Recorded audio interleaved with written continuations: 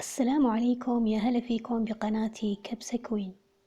وصفتنا اليوم واحدة من الوصفات الصحية والسهلة واللذيذة والسريعة في إعدادها كمان، واللي أعتبرها واحدة من وصفات كسر روتين لوجباتنا اليومية المعتادة بدون خبز أو بدون رز. راح نستخدم فيها شرائح اللحم البقري بتتبيلة جدا خفيفة مع زيت الزيتون، وراح نستخدم معاهم البطاطس والفلفل البارد والثوم. بس قبل ما نبدأ الفيديو، إذا أول مرة تشوفوا قناتي شرفوني بالاشتراك، وإذا عجبتكم الوصفة لا تنسوا اللايك والشير مع من تحبون. المقادير اللي نحتاجها لإعداد هذه الوصفة هي شرائح من اللحم البقري بدون عظم، والبطاطس والفلفل البارد والثوم وشوية بهارات وزيت زيتون وإكليل الجبل. راح أترك لكم كل هذه المقادير في صندوق الوصف تحت الفيديو. في البداية راح نبدأ بتجهيز الخضروات قبل ما نبدأ إعداد اللحمة. وأنا عندي هنا حبتين كبيرة من البطاطس، غسلتهم ونظفت القشرة بالفرشاة بدون ما أشيلها، وعندي فلفل أخضر بارد، وعندي راس ثوم كامل. بالنسبة للبطاطس راح نغسلهم بدون ما نشيل القشرة وننظفهم بالفرشاة، وبعدها نقطعهم بواسطة السكينة المشرشرة هذه إلى شرائح بسماكة 1 سنتي تقريبا. ممكن تقطعوها بالسكين العادية، وممكن تقشروها إذا حبيتوا، بس أنا تركت القشرة حتى تحافظ على تماسك شرائح البطاطس بعد انتهاء عملية الطبخ. راح أكرر نفس الخطوة مع حبة البطاطس الثانية، وأنا استخدمت حبتين كبيرة. الكمية للوجبة كلها بتكفي من 4 إلى 5 أشخاص. وراح أقطع الفلفل البارد بنفس الطريقة إلى شرائح بسماكة 1 سنتي تقريبا. في خطوة مهمة لما نقطع المكونات لأي وصفة، إنه نحاول بقدر الإمكان إنه تقطيعنا لها يكون متماثل في الشكل. فأنا اخترت إني أقطعهم إلى شرائح بسماكة 1 سنتي. ممكن تقطعوها إلى مكعبات صغيرة أو متوسطة. بالنسبة للثوم، أنا شلت منه طبقات القشرة الخارجية وتخلصت منها. راح أفكفك الفصوص كل واحد لوحده، بس بدون ما أشيل طبقة آخر قشرة اللي تكون على فص الثوم نفسه. راح أغسلهم وأجففهم وأستخدمهم بهذا الشكل بدون تقشير أو تقطيع. في صينية فرن تكون واسعة شويتين، أو على الأقل يعني تستوعب حجم أو كمية المكونات اللي راح أضيفها. راح أرتب شرائح البطاطس والفلفل والثوم فيها بهذا الشكل. الترتيب بشكل مائل أفضل من لما تكون ترتيبها بشكل مسطح في قاع الصينية. لو قطعتوها مكعبات عادي ممكن تحطوها بأي شكل تحبوه، ما بيفرق معاكم. راح أكرر الخطوة مع بقية البطاطس والفلفل البارد. القطعة الصغيرة راح أحطهم في الوسط، والقطعة الكبيرة حطيتهم على الأطراف. بالنسبة للثوم وزعت الفصوص بشكل عشوائي وفي المنتصف بهذا الشكل. وراح أترك الصينية على جنب وأنتقل لتجهيز التتبيلة. لتجهيز التتبيلة راح أخلط في وعاء بهار مشكل وكزبرة مفرومة وكمون وبابريكا مدخنة وعادية وملح صخري، ممكن تستخدمون الملح البحري. وأضفت عليهم مقدار ربع كوب تقريبا من زيت الزيتون، وربع كوب كمان من خل التفاح. راح أخلط كل هذه المكونات لحد ما يتمازجوا بشكل جيد مع بعض، ومباشرة راح أضيفهم على الخضار في الصينية.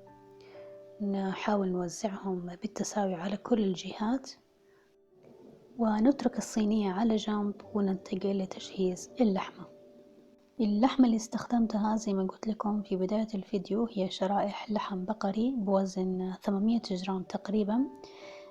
بواسطة منديل مطبخ راح أجففهم تماما من أي رطوبة قبل ما أتبلهم. أنا هنا حطيتهم على ورق خبز أو ورق زبدة. والتتبيلة اللي راح أضيفها لهم هي الفلفل الأسود والملح وزيت الزيتون فقط. راح أرش الفلفل الأسود والملح، وأصب على كل قطعة شوي من زيت الزيتون، يعني تقريبا مقدار ملعقة طعام واحدة، وبواسطة فرشاة أو بواسطة الأصابع نفرك التتبيلة على اللحمة من كل الجهات. وبعد ما تبلنا الجهة الأولى راح أقلبها على الوجه الثاني ونكرر نفس الخطوات. حاولوا قد ما تقدروا إنه كمية الملح والفلفل الأسود ما تكون كبيرة للدرجة اللي تنغث فيها قطعة اللحم. هي بمجرد رش كمية بسيطة وفركها مع زيت الزيتون.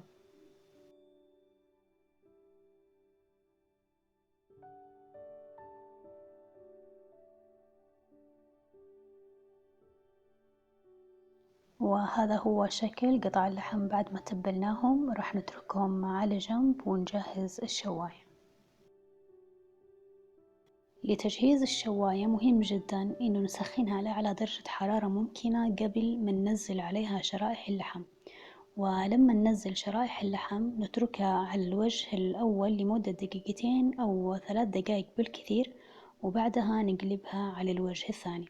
بتلاحظوا أنها تشوحت وأخذت تحميرة خفيفة بهذا الشكل، وانطبعت فيها خطوط الشواية، وهذا هو اللي إحنا نحتاجه، أنه تتقفل مسام أنسجة اللحم وتحتفظ بالنكهة والعصارة جواتها.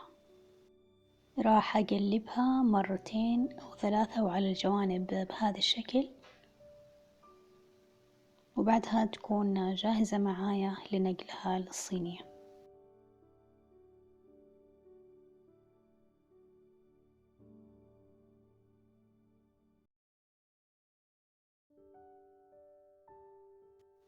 أنا هنا حطيت شرائح اللحم فوق البطاطس والفلفل والثوم في الصينية. راح أحطهم بجنب بعض. ممكن في تكنيك ثاني إنه تفتحوا لهم في الوسط وتحطوهم يعني بين الخضار، بس أنا حبيت أحطهم فوق حتى تكون الصينية مرتبة معايا أكثر. وفي خطوة أخيرة ولتعزيز النكهة، أنا أضفت ناقصان إكليل الجبل، وراح أغطي الصينية بورق الزبدة والقصدير وأقفلها تماما، وبتكون معايا جاهزة لدخولها للفرن.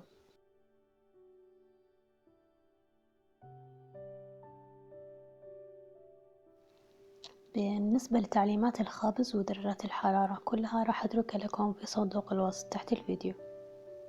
أنا هنا وبعد مرور ساعة كاملة فتحت عليها، ولما تأكدت إنها استوت تماما أضفت على كل شريحة لحم مكعب زبدة، وراح أرجعها للفرن مرة ثانية، بس هالمرة بدون ما أغطي عليها لأنه أبغى الوجه يتحمر وياخد تشريحة خفيفة. فراح أرجعها لمدة ربع ساعة إلى 20 دقيقة تقريبا. وهذه هي وصفتنا لليوم بعد ما جهزت واستوت تماما. محمرة بشكل رهيب، نكهاتها جدا مميزة، رائحتها لذيذة. ممكن تقدموها أو بالتأكيد يعني في صحون فردية. يوجد عصارة خفيفة تحت شرائح البطاطس بس ممكن ما بينت معايا في التصوير. شرائح اللحم مستوية تماما، وشرائح البطاطس مستوية تماما وماسكة نفسها بدون ما تفرط أو تذوب في الصينية، لأنه زي ما قلت لكم في البداية تركتها بقشرتها بالرغم من طول فترة الطبخ على نوع خضار مثل البطاطس. أتمنى تجربوا هذه الوصفة وتكتبوا لي رأيكم في التعليقات، وعليكم بالعافية، وأشوفكم إن شاء الله في الفيديو القادم.